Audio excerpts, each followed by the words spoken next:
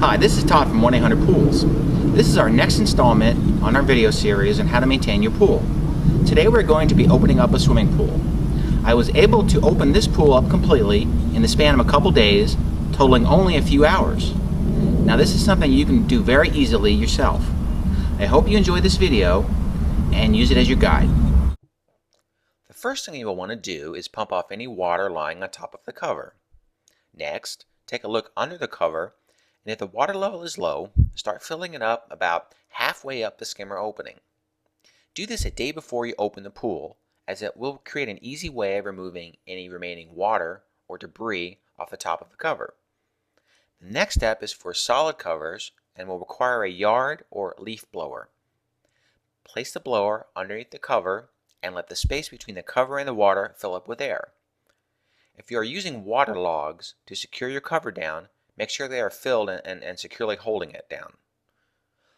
The cover will start to lift up, forcing all the debris and the water to one corner. This will make it easier to pump off any remaining water. Use a broom or a leaf rake to remove the rest of the debris. If you have a mesh type pool cover, you can skip this step and just use a blower to remove any of the debris. Remove your water tubes, open them up and let the water drain out, and then hang them up to dry. Pull the cover off and spread it out so you can wash it.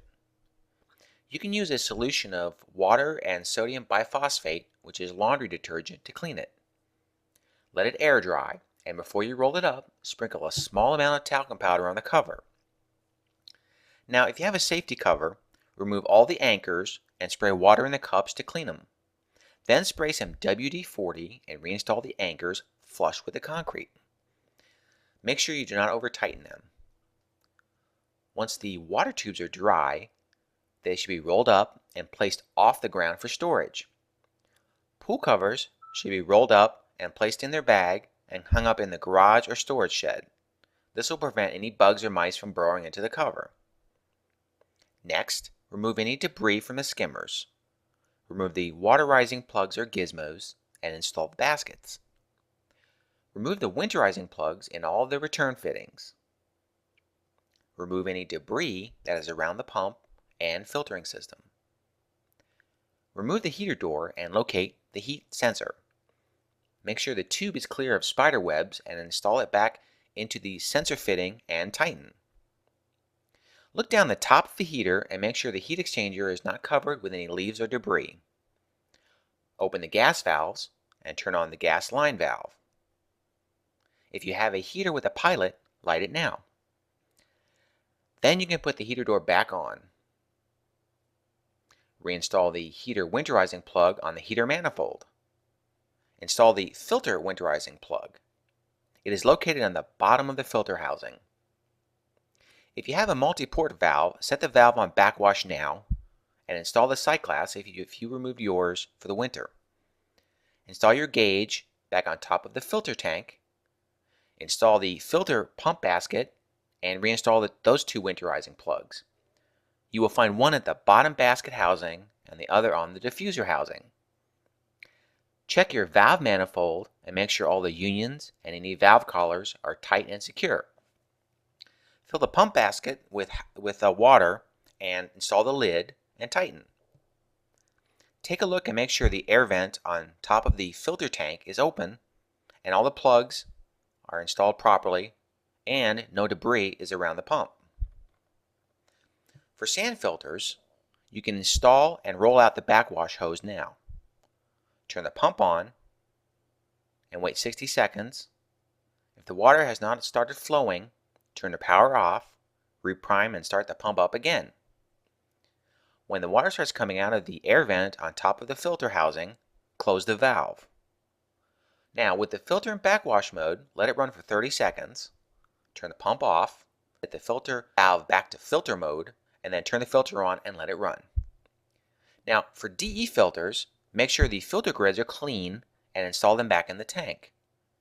And with the same procedure as the sand filter, you turn on the pump and wait 60 seconds. Now if the water hasn't started flowing, you turn the power back off, you reprime the pump and start it up again. And then when the water starts coming out of the top of the air vent on the filter housing, close the valve. Now with the filter in backwash mode, you let it run for 30 seconds, then you turn off the pump, set the filter valve to filter mode, and then turn the filter back on and let it run.